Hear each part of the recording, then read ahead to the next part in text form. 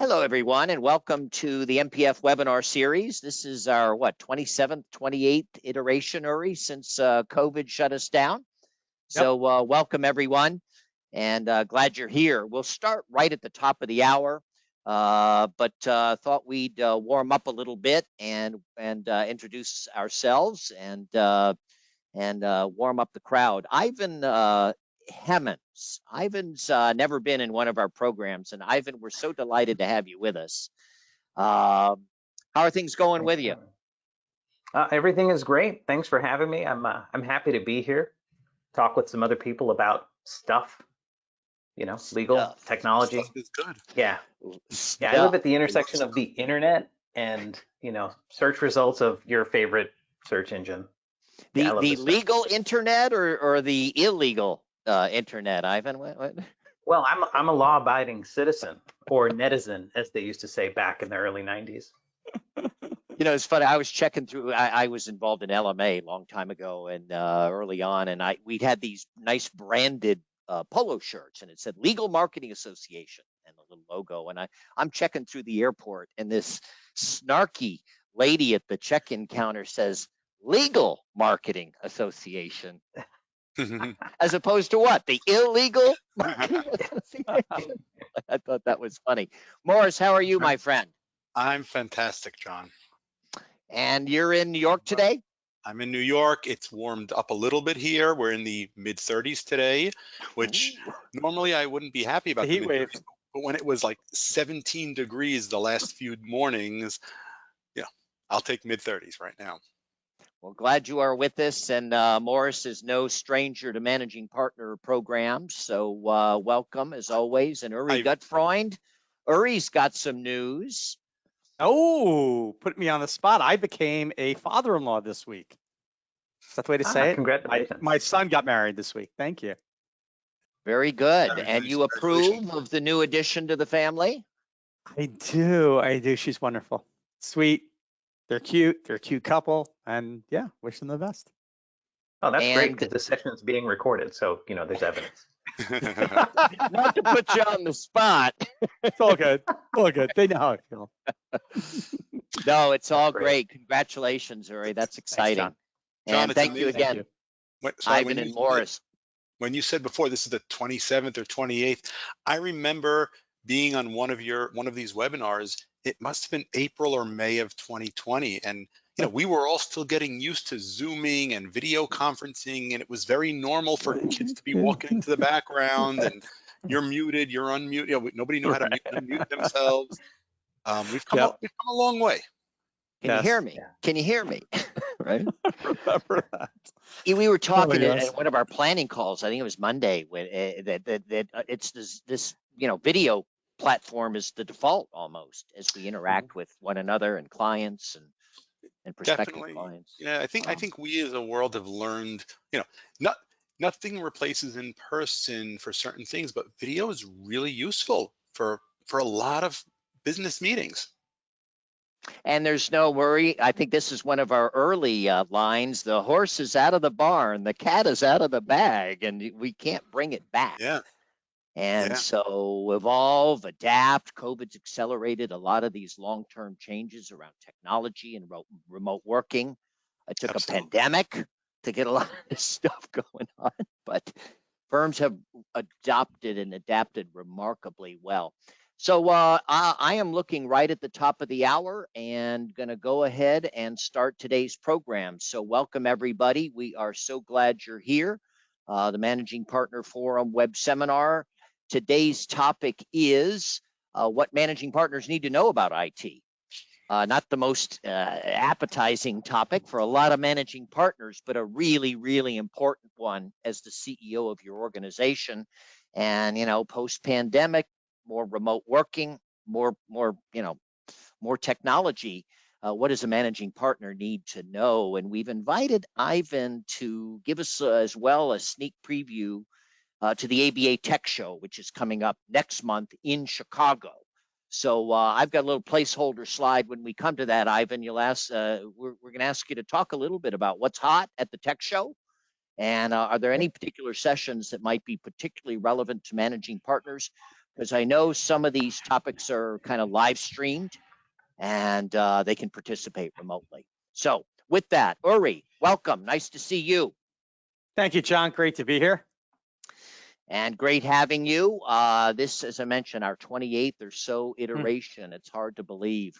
Our guest speakers, Ivan Hemmans, comes to us from O'Melveny and Myers, one of the big law firms, and he's been well ensconced in their technology department for many, many years. And he is the co-chair of this year's ABA TechShow. So, Ivan, welcome. Thank you. It's good to be here. Yes, Tech Show's coming along well. We'll talk about it a little bit later on, but yeah, I'm so happy to talk with different people at different firms. It helps me to better understand what it is I do at my firm and to contrast that against kind of the prevailing demands and concerns that other people have in their organization. So yes, I'm excited to learn along with everyone else who's here. Well, thank you, Ivan. I'm sure you've got a lot going on planning for the big conference, and thanks for taking a break and joining us for this program. And we're so happy to have you. Morris Tabush, say hello. No stranger to Managing Partner Forum. Hello, John, Uri. Good to see you guys. Ivan, great to see you. Good to be back here.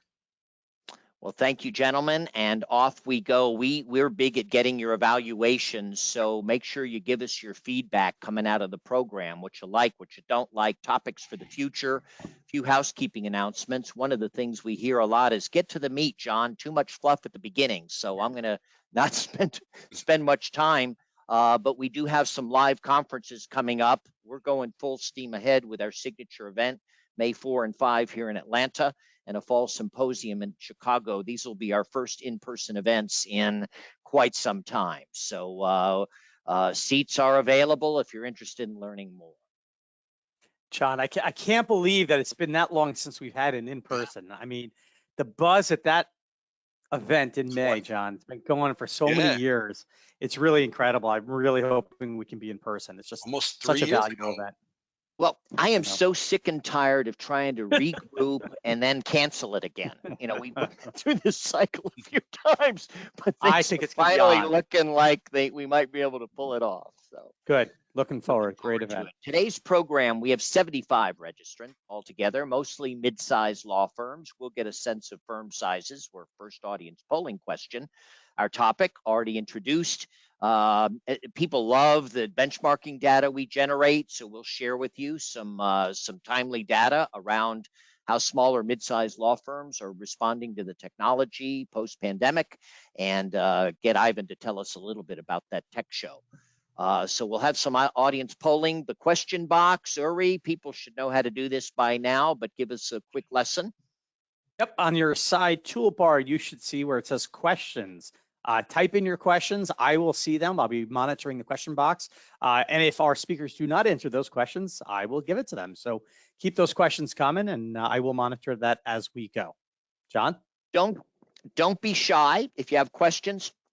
When you all registered, we asked what questions you had for our guest speakers. So Uri and I are armed with these questions as well.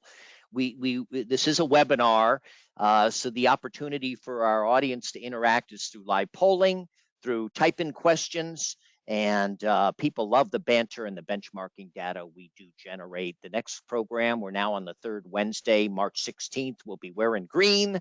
Topic to be announced. Stay tuned for details. First audience polling question, everybody. And this is mostly for the benefit of Ivan and Morris to give them a sense as to the firm sizes represented on today's call. So if you all would take out your handy dandy voting device and give us your firm size within these 5 ranges, please. And as people are registering, we've got about 80% in, 84% in. And boy, we are pretty consistent in terms of the firm sizes we attract to our programs. Good smattering of mid-law. So Ivan and Morris, that gives you a sense of the types of folks we have with us today in terms of firm size. Ivan works at Big Law. He's got a he's probably got tens of millions of dollars to play with, the technology. Most mid-sized firms don't have those kinds of resources. So we try to stay focused to be really practical for the smaller mid-sized firm leader. When you're registered, we asked you 3 or 4 questions, and we gave you a choice, a menu of 6 choices. Pick one. Top concern in the coming year. And culture. Uri, I know you hear a lot about this in your managing partner groups up in New York, New Jersey. Retaining that culture. Vexing issue for a lot of law firms as we work more remotely. People are having to reinvent themselves, figure out what we stand for. It's not a building anymore in a lot of firms. So what are we then? We've been working from home. It feels very lonely. What kind of firm are we? A lot of people rethinking that, and this certainly reflects that. Ivan, as you look at this, what jumps out at you when you kind of glance through the concerns among leaders at mid-law? Yeah, well, I think the firm culture one, it definitely resonates. I think even for, firms, regardless of the size that you've got, when you bring new people in, prior to the pandemic, you brought them in literally, right? You got to meet with them, have lunch with them, take them around, and all of those nonverbal cues that we get, facial expression, tone of voice, all of that stuff that you don't get in email, you sort of take it, or at least I used to take it for granted. And over the past couple of years, as we brought in new classes of associates that are just getting started in their career, they don't have the opportunity to get as many, what would you call it, personal touches face to face. And so they're sitting in their room, perhaps the same room that they were in when they were in law school, trying to figure out how they fit into the larger piece. So yeah, culture is a thing. We've been trying to compensate for that within our own organization by dramatically increasing the number of virtual meetings, one-on-one meetings, small group meetings, and just giving as much face time as possible, almost like overcompensating for the fact that a 5-minute interaction in the hall as you're walking to go get something to drink can help instill culture in someone who's brand new, even if they're trying to find their way around the office to figure out where the restrooms are and so forth. So yeah, we've been trying to compensate for that, and we're noticing that as we're starting to come back to the office a little bit more in recent weeks, that even if you have someone that's been around for 2 months and they've been in all of these virtual meetings, still a 1-hour person-to-person interaction in the real world can make up for potentially weeks or even months of virtual culture building. Morris, are you surprised at the priority of these responses, top to bottom? I'm not. I mean, look, I would group, firm culture is very related to associate development and is very related to retention. Very interrelated. And productivity and profitability are also very interrelated. But listen, I agree with everything that's been said about culture. I don't have much to add to it. So I'll just talk about productivity for a minute. It's interesting how most firms had systems designed to be used mainly in the office prior to COVID, because that's where everybody mainly was. And yet you could remote in if you had to. It wasn't as good, but you rarely used it. It was okay. And after COVID hit, some firms over the last 2 years have accepted that, hey, we've got to change the way we do things to be more, for lack of a better term, compatible with this new hybrid world, while other firms are still holding on to their old systems and their old processes for dear life, figuring, eventually we're gonna, pretty soon, next month we'll be all in the office. Oh, the month after that we'll all be in the office. And, listen, I'm not an HR specialist, but it looks like the way the world is working, well, I don't want to get too far in, but productivity come back to it. Is an extremely important, it's always been important, but now more than ever, and we are living in a hybrid world. Yeah. It's true. I think prior to the pandemic, just briefly, prior to the pandemic, people measured productivity by where a person was. If you're in the office, the default assumption was you're being productive. But in a world where everyone's working remotely, it becomes more about what are you producing? Is that brief done and ready? Exactly. And so I think new ways of measuring, what people are delivering become even more important in times like this. We'll drill down on each of these topics a little bit as we get into our program here. Uri, are you surprised anything, this order of priorities expressed in this graphic? Well, it is interesting, and maybe it was self-selective. 2% on business development That's what business jumped that out of good? me. Is business that good, John?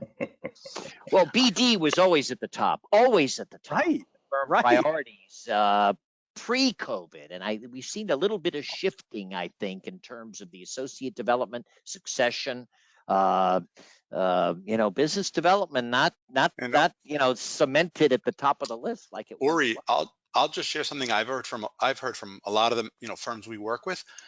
Biz dev is okay. The bigger problem right now is capacity. So, yes, of course, they always want more business, but right now, a lot of firms that we talk to have more business than they can handle. I don't know if that's relating to the 2%. When you registered, we asked a couple of questions around cyber and what's your biggest concern in this area. And we asked, and I think this is a really important question, this next one here, which is how confident are you as a firm leader that you're in a good place? And 2/3 say I'm on top of it. Morris, you were suggesting that there may be a false sense of security among some people in the room. That's from my experience, my 20 some odd years in this industry. The people who are most likely to fall victim are the ones who have who think we've got it all. We've got the spam filter, we've got the antivirus, we've got the whatever it might be. You know what? I know you have all those things, but the bad guys are constantly staying one step ahead, and don't have that false sense of security. There is plenty, might be plenty, but plenty is never enough. Bob Young shared with us. Bob, very involved in the ABA Law Practice Division, chaired the Tech Show, I believe, a number of years back, and he manages a firm in Kentucky. And he says, I thought we were in great shape when it comes to the cyber until we got breached. You don't want to be that firm. And as the CEO, you have an obligation to make sure we're locked down and in good shape. And, what questions should you be asking your IT director on a regular basis to make sure we are, in fact, in good shape? A couple of questions, then we'll jump down on the topics we started to get a jump on. But this is the first one in terms of your top IT priorities as a firm in the coming year. Pick two from this list below. Is it mobility and setting up to work people remotely and flexibly? Is it updates to your software? Is it increased migration to the cloud? Is it IT training? Or we got to get a handle on our cybersecurity. I'm a little nervous. Morris, And John, people can choose two. John, people can vote for two. Yes, top two. Okay. Should be top two. If not, pick your top one. And I think we didn't set this up properly. So pick one, folks. Change your votes if you want to. Morris, what do you think? It's only one. Thank you, Ryan. Ryan, one of our participants, already told us you can only choose one. Well, one. I usually make a snarky comment about Georgia and ballot counting at about this point, but I'll hold from that. But Morris, what do you predict to be our number one answer? I think the first one, mobility and remote work, is going to be the number one. I don't know if I think or I hope, but Ivan, what do you think? What do you think? Well, for me, I'll answer for me. For me, it's software changes and upgrades. But yeah, it's interesting. It's interesting. Care to make a prediction? The firm that I'm at. Yeah, I was just going to say the firm that I'm at, we manage the desktops. Wow. Oh, okay. Oh, nice. Wow. Three-way ties. Wow. So you had to pick from that menu of 5, and sorry about that that glitch in our voting mechanism. I've been asked not to talk about politics at these forums, so I'll and I should stop guessing what the top result will be also. Ivan, tell us about the Tech Show. What do we need to know? Well, with regard to the Tech Show, so the Tech Show is an annual conference, technology conference put on by the American Bar Association. It takes place in Chicago every year for the past 34 some odd years. This year's year 35. You can find out more about it at techshow.com, but it's put on primarily by law firm people. So lawyers, people who practice law, folks at small to mid-sized firms. I'd say most of our constituency, like most of the people who attend tech shows, are in a similar place with most of you on this, and they come to tech show to meet other folks who are in the same field as they are, to kind of see what others are doing in the same space. And there's lots of opportunity for CLE education as well. This year it's a hybrid session or a hybrid event. There are 5 in-person tracks and 2 virtual tracks. And I think, you know, for me, I started going years ago, and every opportunity I get to go back, I do. So Ivan, is the I think tech it's a great show event. mostly for practicing attorneys? Is it mostly for IT people? How does the crowd weigh out in terms of Well, who's showing up? yeah, I'd say it's mainly for people who practice law. So that'll be lawyers, people at small firms, those who are in mid-sized firms. ILTA is kind of the complement to this. ILTA is mainly for IT people who work in a legal space, and I'd say that that the tech show is mainly for lawyers and those who work closely with lawyers. If you're running a firm, I think you'll find value by attending. John, So can you move the next slide? John's slide. hang on, as a managing partner, do I should go, or I should send my tech people? It's a great question. I guess it depends on the kind of firm and your role within that firm. There are many managing partners of you know, small and mid-sized firms that sort of have many hats, one of which might be they're heavily invested in how the technology works at their firms, and those guys will find tremendous value. And others, depending on their roles, they may distribute the responsibilities, and so they'll send their lieutenants and those who are either super enthusiastic about technology or those who work closely with it, and they'll bring back reports to the lawyers. Tech show is designed to allow folks to leave with practical, tangible takeaways that they can bring back to their firms and implement right away.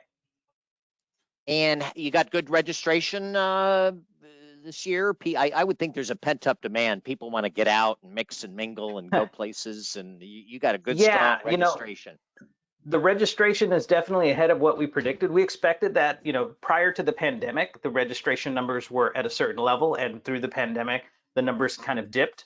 So last year was the first time that it was completely virtual, and we did well above what we expected. We were cautiously optimistic this year that the registration would tend to grow, even though it might be suppressed compared to prior in-person years.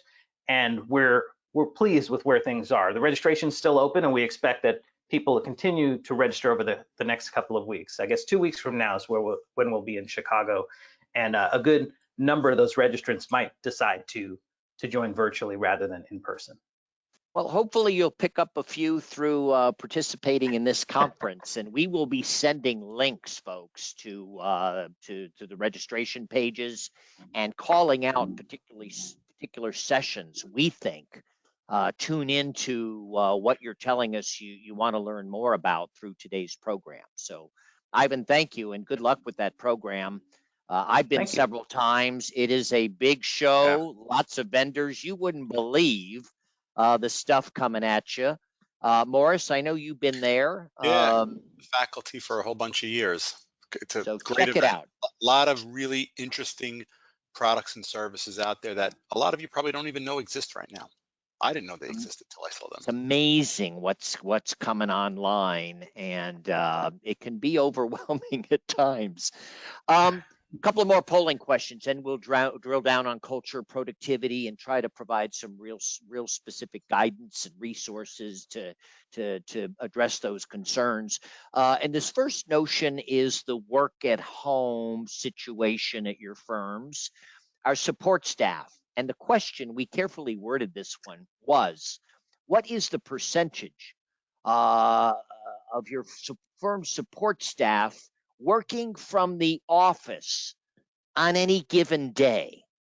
And we keep these questions pretty simple, but give us a sense where your support staff is working from most of the time. And as our answers are coming in, Ivan, I'll challenge you to predict where you think most support staff at mid-sized law firms are getting their jobs done. I'll say 50 to 75%. That's my prediction. Morris, you want to weigh in on this one? Yeah, I'm going to agree with Ivan. Again, based on a lot of the firms that we work with and we speak to, that's kind of what we've been seeing. This is in the office on any given day. Uri, what's your prediction before we do our reveal? I think 50 to 75 and some 75 to 100. Wow. I That's really should keep my mouth surprising. shut. You expect to see a little more hybrid going on, Morris, among the support staff? You know what? I expect that I should just, what's that Seinfeld episode where George decides to do the opposite of everything? I think I should follow his lead right now. All my stock market picks, and Yeah. I'm batting Whenever we 1,000. talk about Seinfeld, I think of Festivus for the rest of us. This must vary geographically based on where your firms are located. Yes. Because I know that, for some of the locations where we have offices, we have kind of a higher percentage of in-office, and some of our places are almost like ghost towns with just the essential people sort of sorting mail and that sort of thing. We were talking about that. If yours is a firm with multiple offices and you're trying to establish your work at home, vaccination, mask wearing policies, do you take a firm-wide approach across all offices, or do you leave that to the local situation? And I think, Ivan, your point is well taken. If we're in New York City, it's far different than our satellite office in a smaller, more suburban market. So, John, I think what will be most insightful in this is when we pull up the next slide and compare these two numbers. yes, and this is, compare that to your lawyers. How's that looking for you in terms of where they work on any given day? Mostly remote, mostly coming in. And how does that compare to your support staff? Are there kind of dual expectations here? And Ivan, what do you think here? We're going to see more lawyers remote than support staff, or? I expect to see more lawyers remote than the support staff. Depending on the role of the support staffer, the work they do in some cases has to be done from the office. But lawyers, they've got many more options. You want to take a stab at this one, Morris, before we do our reveal? John, at the advice of my lawyer, I'm going to take the fifth here. The opposite of your gut. Yeah, I'm just going to, I don't want to further incriminate myself.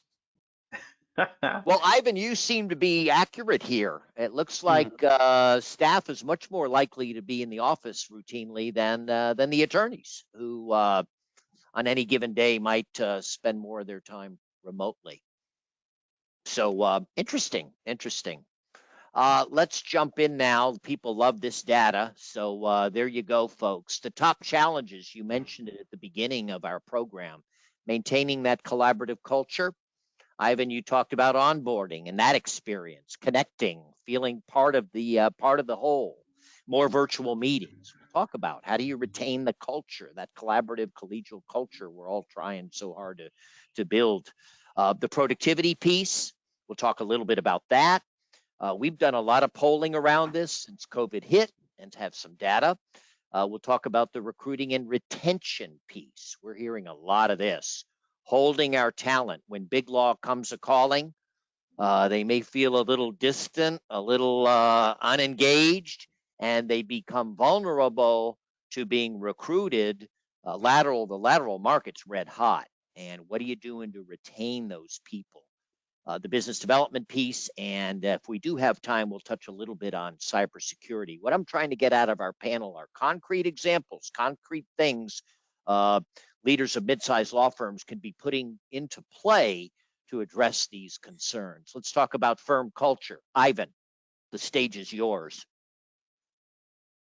Well, I was mentioning it a little bit earlier with regard to the onboarding. I think some form of FaceTime is going to be better than none. So if you're completely virtual, sort of these face-to-face video type meetings I think will go a long way towards helping your new recruits become comfortable with this new entity that they're becoming familiar with. You get a lot of institutional inertia from people who've been part of the firm for a long time because they sort of know what to expect.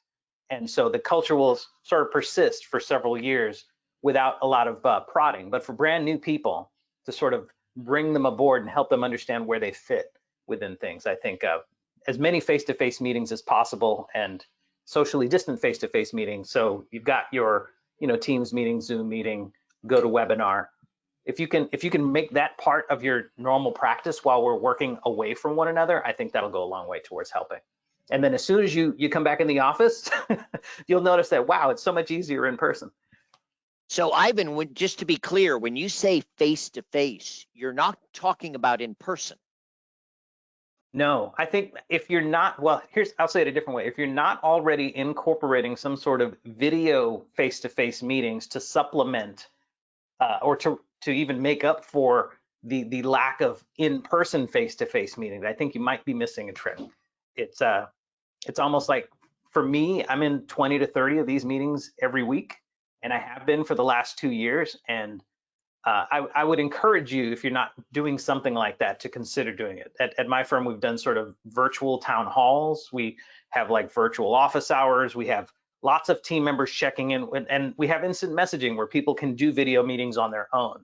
There's still a percentage of our population that feels like they're never camera ready, but I'd say more than half of the people at our firm are planning to be on camera at some portion of the day, because when you're in person, it's not like you can push the video mute button for yourself in the hallway. And for context, Ivan, how many lawyers at O'Melveny? How many office locations do you all support? We have about 850 lawyers and something like 16 offices all around the world. Wow.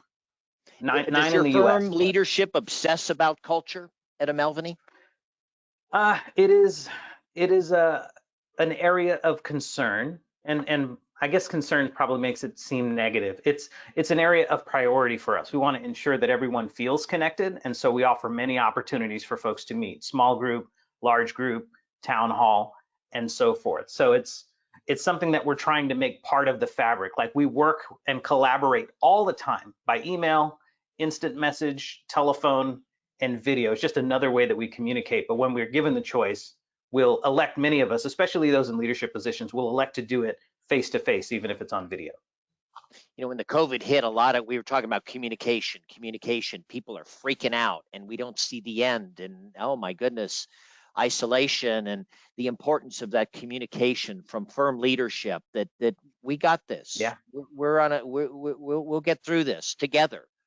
And the outreach that we really care about you and your psychological and health, your well-being, and a lot of people are stressing out, and how important and impactful that is right now. And if you're a bigger firm, the managing partner can't be calling every lawyer individually once a month to say, hey, how are you? But maybe divvying that out among practice group leaders, branch office managing partners, just to give people a sense that you care. And, Morris, anything specific you might recommend to a managing partner to, keep that culture strong as we work more remotely? Definitely. So, kind of alluding to what Ivan said, every firm now has their different tools, whether it's Microsoft Teams or Zoom or WebEx, or keep going down the list, and they're all good tools. I think the most important thing that we see happening, and we saw this ourselves as well, people misused the tool. And there's nothing like a face-to-face conversation in person, but we know that couldn't happen for a good 18 months. So it's knowing when to use email, when to use chat, when to use a voice call, when to use a video call. And this has been happening. This is a decades-old problem. We used to go by the rule of 3. If an email went 1, 2, 3 ways, stop. Don't hit reply again. Pick up the phone and make a call. We're having to, we've created policies, but it's much more than a policy. It's about, I think the managing partner needs to lead by example and know when to pick up the phone or when to do a video meeting. A lot of things can be very easily misconstrued on instant messaging or on an email. So that's the first thing that I think and that has to come from the managing partner. You have to set the tone and lead by example. And the second one is, when we were fully remote back a year and a half ago, as everybody was, I missed those water cooler conversations with people. like, you said, Ivan, this morning, another employee and I walked in together. Hey, how's it going? He said, awesome. I go, really awesome. Now I got to hear more about it. And he started to tell me some of the projects he's working on. So we lose that when everything is scheduled and remote. So one of the things that I did as the leader of our firm back in the summer of 2020, every 3 months, I would schedule a 15-minute, hey, what's up, Zoom or video. I think we were on Zoom at the time with each employee. And it was just, don't tell me about work. Don't tell me about a client, or how are you doing? What's going on? Oh, you moved. I see a new background. Oh, you're working out of South Carolina now. Oh, what's going on? Let's just chat and catch up. And I think every managing partner needs to do that. If you can't do it with the whole firm, depending on the size, at least pick your top 15 or 20 people and do that every quarter with them at the very least, because that's important. A lot of what drives the culture is the leader. Well, Larry Richard, if you've been following us at all, we're a big fan, the psychologist, the herding cats guy, and he talks about, what one thing should a managing partner be looking at right now to improve morale and culture. And he talked about socialization. Mm-hmm. And it doesn't have to be in the office. It could be at a bowling alley. It could be a trivia night over Zoom. But offering some platforms so people can interact and socialize around work and also not around work from time to time. Yeah. Uri, are you seeing something in among the groups you work with that you think would be good generic advice to firm leaders on the culture piece? Yeah, I see a lot of firms, of course, going through the pandemic, struggling. I see the smart firms doing two things. One is food, focus on food in the office. Sounds ridiculous. It's happier than bonus time. Just bring bagels. It's crazy, but I think we all know that that's what happens at offices. Bring food. Number two, on a little more serious note, and I think Ivan already alluded to it, but really think about the schedule when people are in the office. Sort of like the pandemic has uncovered the lack of culture at a lot of firms. So now you have to positively plan those days. If at your firm, Wednesday, Thursday, Friday, or Wednesday, Thursday are going to be the main office days in your firms, and for many it is, certainly in the New York region, then make sure that is scheduled, because the absolute worst is if people come into the office, go into their office and close the door, and then go home. Because you know what they take out of that experience? Why am I coming to the office at all? And the next step is, why am I working at this firm at all? We are just silos, literal silos in our office. So that's what I see a lot of firms focusing on. So to the management, by walking around, getting out, Absolutely. saying hello. Yes. Don't hole up in the office. I hear that from management. Oh, I visit all the offices on a regular basis. They don't visit the office. They show up, march straight to the visiting attorney's office, close the door, and leave at 6:30. That's how they're visiting the remote offices. So little things go a long way. Please and thank you. Please and thank you. How the kids? That stuff matters. Lets people know you really care about their human side. I'm looking at the clock and just want to keep moving along. Make sure we talk about each of these before we leave the culture topic. Anything else you think is really impactful right now to maintain that culture we're all working on so hard? I'll say this. If you haven't learned this already, in the in-person world, most of culture happened automatically. In the virtual world, in the hybrid world, it does not. It's got to happen deliberately. Intentional. Is that better and word. You have culture whether you're working on it or not. Do you have a culture? Ask your lowest paid person on the totem pole to describe the culture. They usually are far more accurate than the folks up toward the top. And are we pro lawyers, support staff, or second class citizens? Maybe we saw a little bit of that as to lawyers get flexibility. Support staff have to come in. That's pervasive in a lot of firms, that support staff, non-lawyers, don't you love that term? So productivity is something else on the minds of a lot of folks on today's call. Ivan, you talked a little bit about lawyer productivity, support staff productivity, and our perceptions as to how we measure productivity. Yeah. Yeah, and I think for many folks nowadays, productivity sort of ties hand in hand with the efficient use of technology, because we're all using technology to attend this thing today, right? We've all managed to get our audio working, and for those of us who are on the on the panel, we're sharing our video camera. So I think for many, the question of productivity is, now that I'm not in the office, how can I demonstrate that I am providing value to this firm where I work? And I know for those who lead the firm, that's an especially important question. And for those who are trying to remain at the firm, that they may argue that it's even more important for them to demonstrate that they're contributing. So I think to some extent over the last 2 years, a lot of folks have been sort of thrown into the trenches. They have to figure it out in order for them to participate in these meetings. And so I feel like the average level of technology, let's call it savvy or expertise, has just grown because it had to grow in order for folks to do their work. However, there's still room for us to make intentional progress towards mastery, because the better you are at using the tools that you have at your disposal, the more productive you'll be just by default. I'm happy to go into practicals, but I'll probably start waxing on in, so I'm going to pause here.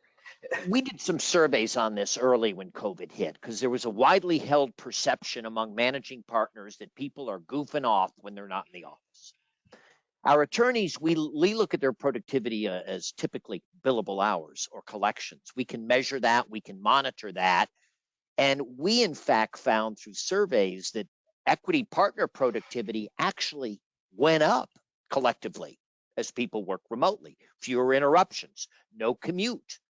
I can't compartmentalize my work from my private life. So it's support staff, often not billing their time. What tips might you suggest to a firm leader trying to monitor support staff productivity in a remote work setting? It's funny. I would almost divide it as in terms of billable versus non-billable, because for some of us, we're looking at, or we have been using alternative or flat fee arrangements with our clients, and it's almost like those two things are at odds with one another, right? If it takes me a long time to produce a document and I'm billing per hour, that's great. It's great for the firm because I'm generating revenue. But if it's a flat fee arrangement and it takes me a long time to produce that document, I'm sort of burning firm resources and eliminating my profit. So I think even though becoming more efficient at using your tools might hit you on the front end because your billable hours may not be as much, you're demonstrating more value to each of your clients, and the word of mouth that will inevitably happen, and the results that you drive for your clients will pay for itself, in manyfold. I can't put an amount on it, but I do know that it's true just based on the busyness that I see with firms that are doing great jobs for their clients. So, in this virtual world, how many documents is this assistant or this associate producing? What kind of results are they driving for their clients? How many times do we need to revise a document? Do we need to fix these same old mistakes for people? If they're able to eliminate the friction that crops up when they're doing their work, I think they'll do more of their work and drive better results in the long run. So I don't know if I'm hitting the practical things that you like, but I have many practical examples that I know, generating a table of contents, cross-referencing, doing aversions, redlining documents, like the list goes on and on. Just a document library, a forms library that Right. we all can access to, and we know where to find things. How much time do we spend trying to find things? And I like to tell folks, their own protocols, how they want to label documents. It's like, that's right. Uri, you do a lot of work with, New York, efficient, high rate type lawyers. Are you seeing anything that firms are putting into play that are having a dramatic impact in a positive way on productivity? It's interesting. You referenced it earlier, John. Track time. And some of this is age old. I think Ivan, maybe you were referring to it before, which is even in flat fee instances, even in set fees, even in recovery, all these kinds of cases tend to have even lawyers under or sometimes overbilling their time. Both are really eroding the firm's ability to know what the right pricing is. Are we making money? We have no idea. So that's age-old problem. Keep at it, keep at it, keep at it. But the novelty of the pandemic is, and I see over 80% of the firms in the New York, New Jersey region doing this now, track staff time. Track staff time, meaning it's not enough just to know they're working from home. How many hours are they working? We need to know those metrics. We need to know those But metrics. isn't hours just one metric? You know, I want quality time, not inefficient time. We can do that too, but if we don't encourages productivity, if we don't track the hours, we don't know if it's efficient. You're right. We'll see that's the work product. One of the metrics. I think, we need to get off just the hour and the collections to measure folks' productivity. There's other metrics we can apply. Yeah, and there are tools that allow you to do to that billable hour. Yeah, there are tools that allow you to do both of those things. I'll just say it briefly because I want to be conscious of time. But one of those is some of the time entry software applications that are out there. They actually have apps that you can run on the system, and it'll pay attention to the program that's in the foreground. So if you spend 30 minutes drafting an email, at the end of the day, you go look, and it'll say you spent 30 minutes on this email, 20 minutes on this document, and it can remind you to bill for time that you might otherwise lose track of. And then the other thing is there are assessment tools that exist that allow you to define these are the success elements for this particular document. Do those things, and when people do it, it can tell you whether they took 2 clicks or 20 clicks or 200 clicks to perform the task that you set before them. Of course, that is a whole separate animal, actually, administering tools that can help measure the effectiveness of your people, but the tools do exist. Let me jump ahead. We've got about 18 minutes left and so much more to cover. So we always find that we try to crowd too much stuff into these programs. But you know what? We'll be back with more. Recruiting, retention. Ivan, you talked about the onboarding experience, how important that is to integrating someone to your firm, its culture. The retention piece. Morris, I'm going to start with you on this one. Retention. How do we make sure our folks are engaged as they work remotely? They're going to be loyal to us. They feel valued and appreciated. So to try to keep this related to, the topic at hand in IT. So obviously retention is very related to culture. Recruiting, and age-old prospects would ask, okay, what are the benefits? What's the 401k and the health benefit? What are all the benefits the company offers besides the salary? Today, the biggest question we're getting asked by prospective hires or applicants is, where do I work from? How many days a week do I have to be in the office? Do I have to be there at all? Now, this kind of ties back to productivity, which we were just talking about, in that if, too many firms, it's easier, things work better in the office. Out of the office, well, you use a different system, you go through this portal, you do it a different way, and it's not as good. So you're not as productive out of the office, which leads firms to say, okay, associates especially, you've got to be in more. Well, that's going to work again. If a firm has their system set up in a way that this is how we work in the office, but this is how we work out, and out is not as good as in, so you've got to be in more often because you're an associate. There's another firm out there that's telling that same candidate, hey, we're fully hybrid. This is the way you work. Doesn't matter where you are, so you can work more from wherever you want to.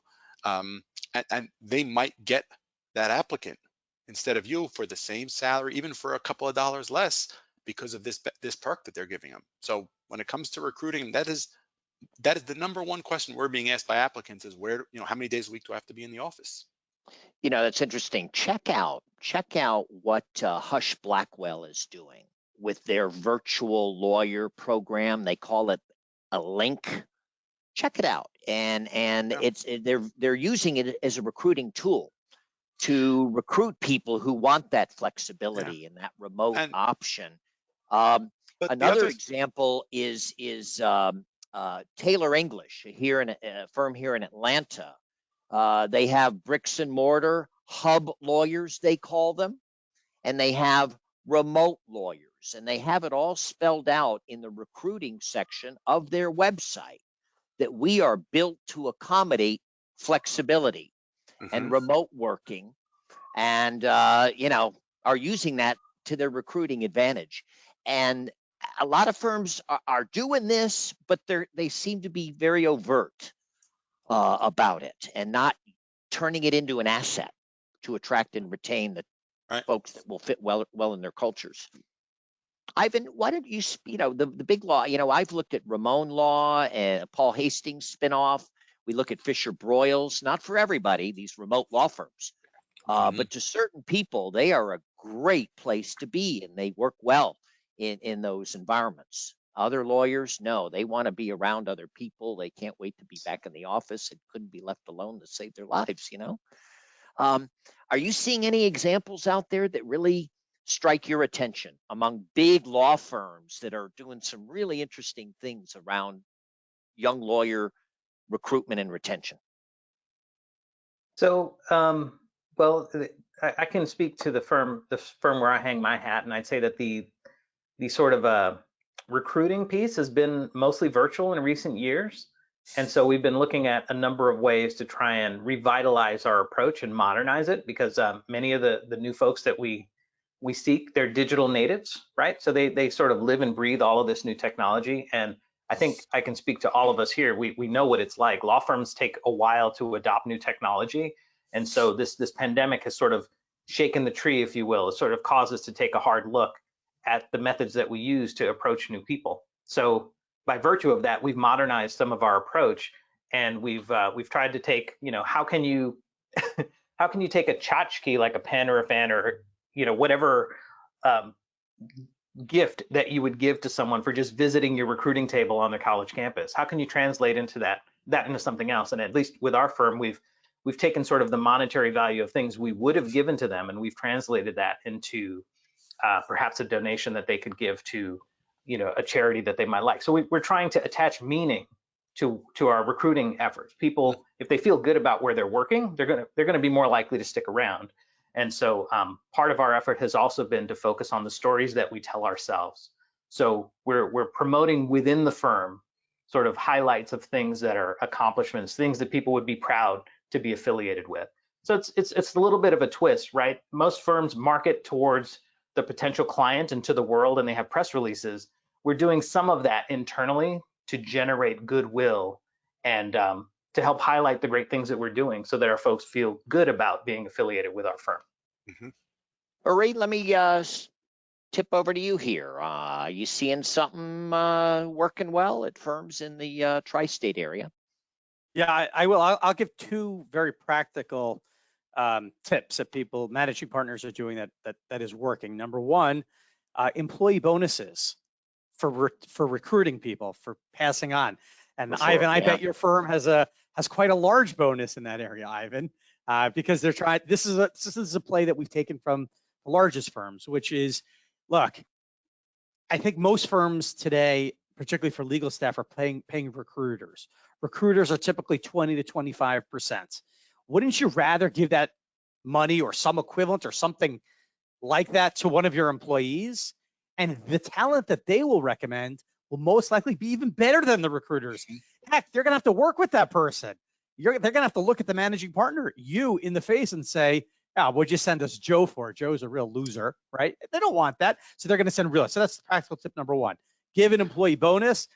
Big firms are giving significant bonuses to people for referral. Each market's different. I've seen firms in the East Coast do as low as $2,500 to $20,000. That's the bonus for lawyers, okay? For lawyers. Number two, this is the second tip. Consider different experience for your new hires. And by that, I mean, everybody's always looking for that 3 to 5 years. Oh yeah, we just need another trusted estates 3 to 5 years, another corporate 3 to 5 years. Those are really hard to find. So a lot of firms are changing their hiring strategy. They're saying, you know what? We were never a first year firm, but you know what? We're becoming a first year firm. So they're hiring first years, and some firms, and this is every firm has to be different, and some firms are going the other way. And they're saying, we're going to hire fewer people, but they're going to be really experienced. So just evaluating how you do your hiring, because the way you've been doing it, if you're hitting a wall in this tough market, expand your horizons, think a little differently. Summer programs, you never had a summer program? Maybe you want to start one now. It's not the cheapest way to go, but long-term, it's what a lot of firms are doing. Or that finder's fee, we talk about that from time to time at our live conferences and these online Yeah. forums. And, Yeah. it's like, what a brilliant idea. Why didn't I think of that? And firms that have taken that said, man, our people, their friends and colleagues, they know who the good associates are around town. Absolutely. They know who the Absolutely. good paralegals are around town. And Sure. birds of a feather, it's a great way to bring like-minded people that fit to your culture in your organization. Here's some Yep. things that have caught my attention is this whole social responsibility thing. John Yes. Harity in Northern Virginia talks about how he's founding partner intellectual property boutique, and they're growing like gangbusters. He is so passionate about social responsibility and giving back. And the type of people we recruit and attract because they like what we're doing for the good of society is remarkable. Uh, Wellness programs seem to be a big hit as well. The psychological, financial health, wellness of our people. Young folks like that kind of thing, those wellness programs. And then we could have a whole other conversation around DEI initiatives and how challenging it is to attract and retain that diversity, we're all looking for. Ivan, is your firm doing something neat in the DEI front you want to tell us about? All of those things that you've mentioned, yes. So we have an employee referral program. We have a wellness program. We have a DEI group. I think it's diversity, equity, inclusion. I think they added another letter, which is escaping me at the moment.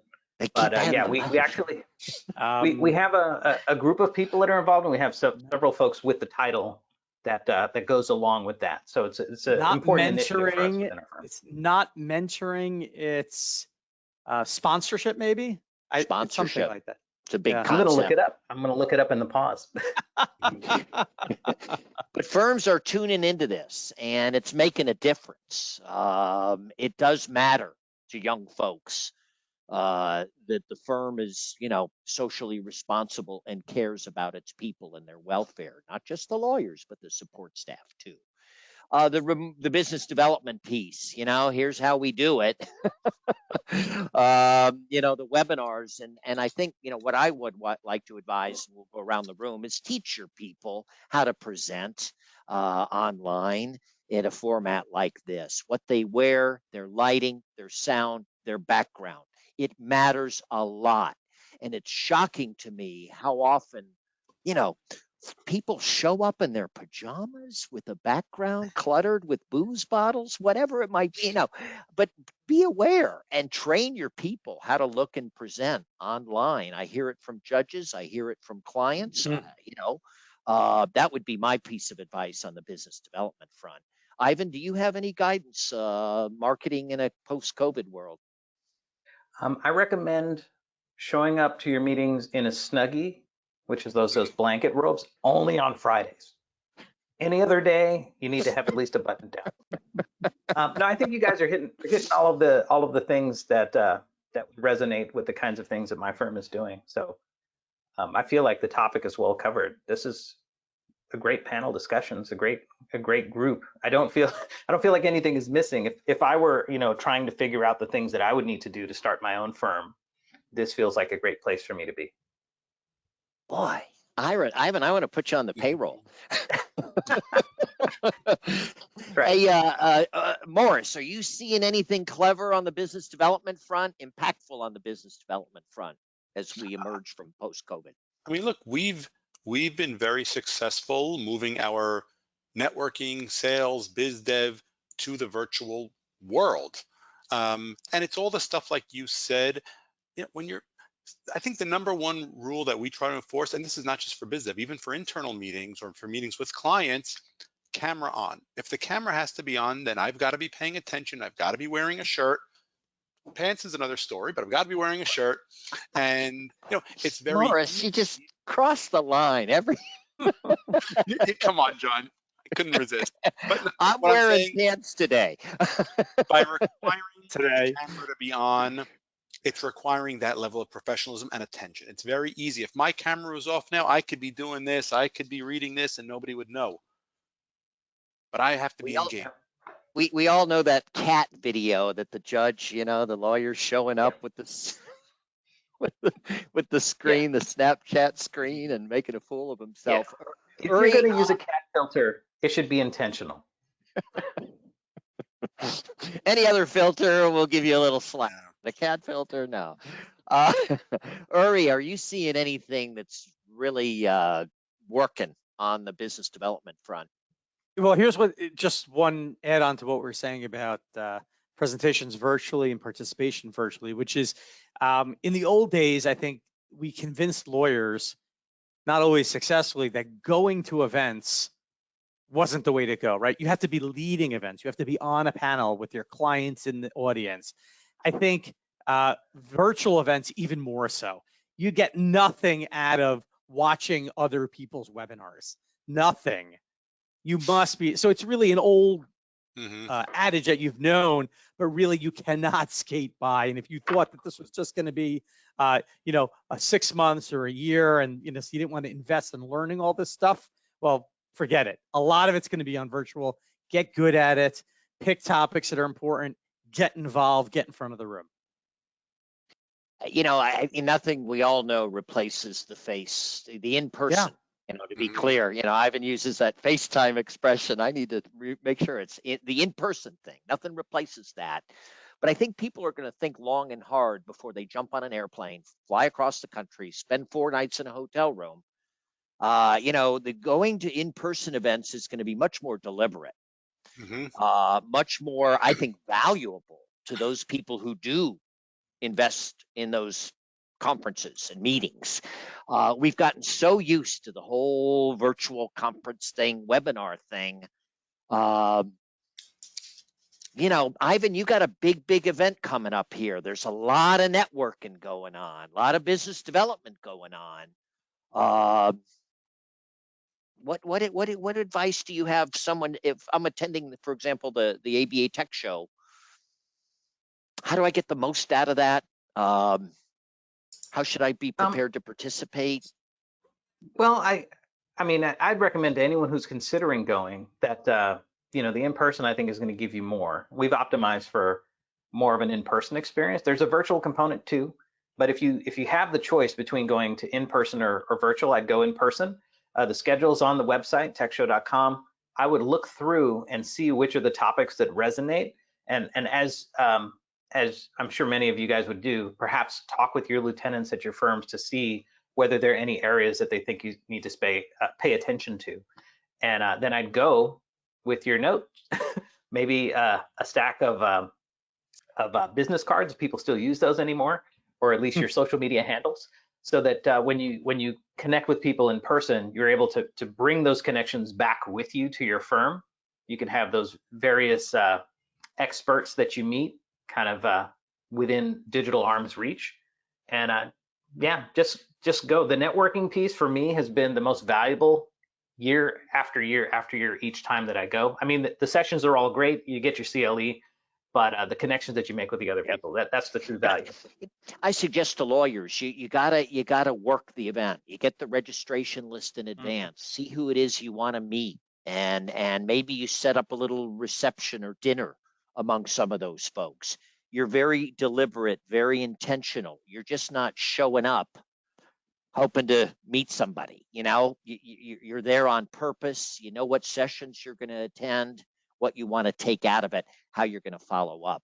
And why not everybody you meet, a little LinkedIn connection, all these things, just going that extra mile. We are pretty much out of time here. Cybersecurity, we did spend time talking about that at the beginning. You're, the buck stops with you as the CEO of your law firm, Morris Cyber. That's in your wheelhouse. I'll give it a short. I'll go as fast as I can on this one because we can do a whole session on it. First of all, people working remotely actually increases your cyber risk. I don't care if you have a VPN or not. Trust me, you're at more risk when everybody's working from home. And the most important thing we've done or we've seen is training your staff. We've done a lot of staff trainings. We get huge, great feedback on it. Wow, this was great. I learned so much. The problem is people will only attend if you, the managing partner, make it mandatory. That's what we've seen. When our clients make it mandatory, everybody's there. When it's optional, nobody's there. But we've done them. They've been very effective, and that's equally as important to whatever antivirus and pieces you have. Do it. It's well worth it. Training your people. We talk again and again about that, and you can buy all the technology in the world, but if nobody's using it, or we're just scratching the surface of its Remember potential. when you were 17, you wanted to get the driver's license, you had to take driver's ed and study the book, because that thing is a weapon that you're sitting behind. Well, These are some resources. I'm looking at we try to end these things right on time. Some resources. Ivan, you mentioned the local and state bar associations often have a lot of stuff about technology and state bar rules and regulations. We mentioned ILTA, ALA, the law firm networks as well, Meritas, Lex Mundi, Tag Law. There are dozens of them now. They are wonderful resources for managing partners. Hopefully, we're among those resources. You can get the whole library of these webinars on our website. If you go to the home page, we got a section on webinars, and it's all there, recording, handouts. Please consider that a resource. We hope you do. Thanks to our faculty, Uri Gutfreund, Ivan Hemmans, and Morris Tabush. We appreciate you so much. Direct contact information, if you want to reach out to any of our faculty today. Great collective sources of information and guidance to law firms and their leadership. So, folks, we thank you again. Appreciate your being with us. We'll follow up. Give us your feedback. We really appreciate that. Thank Have a you, good John. day, everybody. Thanks, everybody. Thank you. Bye, y'all. Bye, everyone.